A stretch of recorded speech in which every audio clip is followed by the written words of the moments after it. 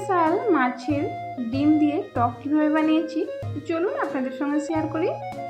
প্রথমে আমি একটা নারকেল ভেঙে দুধটা বার করে নেব, কারণ নারকেলের দুধ লাগবে মাছের ডিম দিয়ে টক বানাতে গেলে। তো দেখতে পাচ্ছেন এটাকে এবার আমি মিক্সিং জারের সাহায্যে ছোটো ছোটো করে কেটে যে পিষে নিচ্ছি। এখানে আমি দিয়েছি 4 চামচ সর্ষে আর 4-6টা বাদাম আর নারকেল।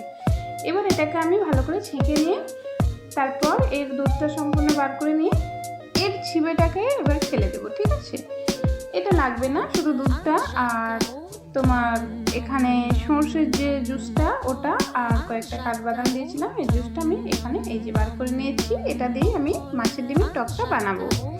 এবং আমি কড়ার মধ্যে পরিমাণে তেল দিলাম, 2টো এলাচ, 2টো তেজপাতা আর শুকনো লঙ্কা যেখানে নেই কাঁচা লঙ্কা অ্যাড করলাম, সমস্যা কিছু নেই। এটাকে ভালো করে আমি ফোড়ন দিয়ে দিলাম। এবার এখানে একটা পেঁয়াজ অ্যাড করলাম, ছোটো সাইজের পেঁয়াজ অ্যাড করেছি যেহেতু টক বানাবো। তো তারপর আদা রসুনের পেস্ট অল্প একটু অ্যাড করলাম এখানে। তারপর এখানে আমি যে এই যে তেঁতুলের পালটা মানে পিউরিটা বার করে নিচ্ছি, পানি দিয়ে ভিজিয়ে রেখেছিলাম, ওটাতে পানি দিয়ে 1 বাটির মতো করে নিয়েছি। করে ওটাকে ভিজিয়ে রেখে দিয়েছি। এদিকে এবার হলুদ, ঝাল, নুন দিয়ে আমি পেঁয়াজটাকে ভালো করে লাল করে নেব।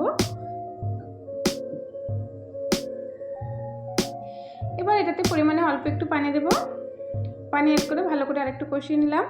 নেওয়ার পর মাছের ডিমগুলো যে নুন হলুদ দিয়ে ভেজে রেখেছিলাম এটাকে এর মধ্যে অ্যাড করে দিলাম, দিয়ে একটু সামান্য কষিয়ে নেব 1-2 মিনিট।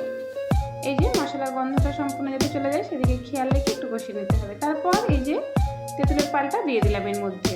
তেঁতুলের ছিবেগুলোকে কিন্তু আমি ফেলে দেব, এটা এর মধ্যে দেব না। দিয়ে একটু নাড়াচাড়া করে কষিয়ে নিলাম। ঠিক আছে, এই যে দেখতেই পাচ্ছেন এই প্রসেসে আপনারাও বানিয়ে নিতে পারেন, অসাধারণ খেতে হয়। মাছের ডিমের টক তো অনেক রকম খেয়েছেন, কিন্তু এইভাবে একবার বানিয়ে খেয়ে দেখতে পারেন। তারপর এর মধ্যে আমি যে দুধটা বার করে রেখেছিলাম সেই দুধটা এর মধ্যে অ্যাড করে দিলাম, দুধ আর সর্ষের আর কাজু বাদামের পিউরিটা।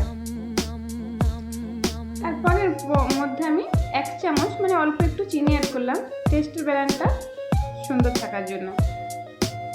এই যে এবার হয়ে গেছে, এটাকে এবার ফুটিয়ে নিতে হবে। 2 মিনিট ফুটিয়ে নিলেই এটা রেডি হয়ে যাবে। আমি ঢাকা দিয়ে ফুটিয়ে নিলাম নুনটা দেখে, তারপর এটা নামিয়ে নিলাম। এই যে দেখতেই পাচ্ছেন মাছের ডিমের টক এত যে টেস্টি হয় আমার জানা ছিল না, তো ফার্স্টবারই আমি এটা বানালাম, জাস্ট অসাধারণ খেতে হয়েছে। তো আপনারা অবশ্যই দেখে বুঝতেই পারছেন কতটা লোভনীয় সাথে দেখতে হয়েছে, আর খেতেও কিন্তু দুর্দান্ত লেভেলের হয়েছে। তো বন্ধুরা এই প্রসেসে আপনারাও একবার হলেও এই মাছের ডিমের সিজন চলছে যেখানে, এই মাছের ডিম দিয়ে আর নারকেলের দুধ দিয়ে এই টকটা বানিয়ে ফেলতে পারেন। আর অবশ্যই এর মধ্যে একটু সর্ষে অ্যাড করতে পারেন, মানে সর্ষেটা বেটে নিয়ে ওই জুসটা। ভালো লাগলে একটা সাবস্ক্রাইব করবেন। আল্লাহ হাফেজ।